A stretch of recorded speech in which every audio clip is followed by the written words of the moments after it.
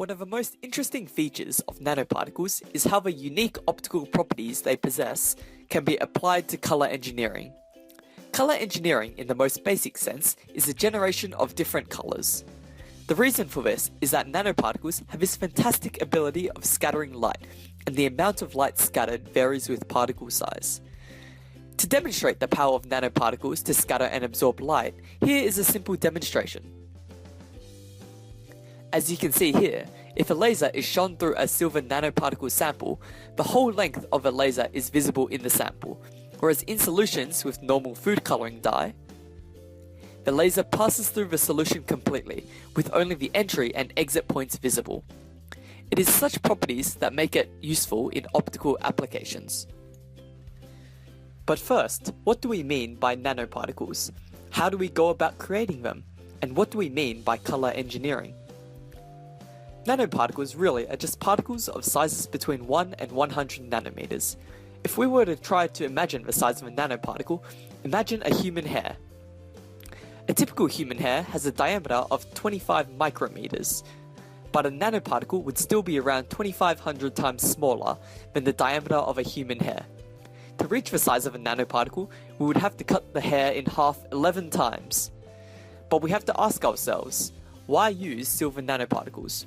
Silver nanoparticles have amazing optical properties due to their interaction with light in a phenomenon known as surface plasmon resonance. This occurs as a result of an oscillation of conducting electrons at the surface of nanoparticles that scatter light very strongly when excited by light of a specific wavelength. So this is why when you shine a laser beam through the nanoparticle sample, the light is amazingly scattered by the action of these electrons. The interesting idea is that the scattering of light depends on the size of the nanoparticles, resulting in different colors formed.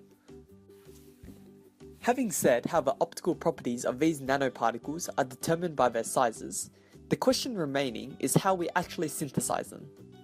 In our chemistry research lab at the University of Sydney, we started on how to synthesize them using natural reagents and investigating their optical properties. In our first experiment, we added starch to silver nitrate solution with sodium citrate and glucose and heated the sample. Here, glucose acted as a reducing agent that added an electron to our silver ions and made them silver atoms, forming nanoparticles. Starch wrapped around our silver atoms to prevent them from accumulating, forming large bulk silver, and the sodium citrate's role was to prevent the reformation of silver ions from the nanoparticles. Not only synthesizing them, but to specifically manipulate the sizes of these nanoparticles, potassium bromide was added in increasing concentrations with decreasing silver nanoparticle size, because what potassium bromide did was that it binded the bromide ion to the silver ion and prevented them from forming atomic silver nanoparticles. As we can see here, the increasing concentrations of potassium bromide had resulted in different colors of our silver nanoparticles samples. One of the most interesting features of nanoparticles is how the unique optical properties they have can be applied to color engineering. As mentioned before, nanoparticles have this fantastic ability of scattering light, and the amount of light scattered varies with particle size. As the size of a nanoparticle varies, the specific wavelength of light absorbed by the surface plasmon varies too. Thus, the wavelength of light emitted changes, and in turn, the color we see changes. This becomes a very useful property when generating different colors.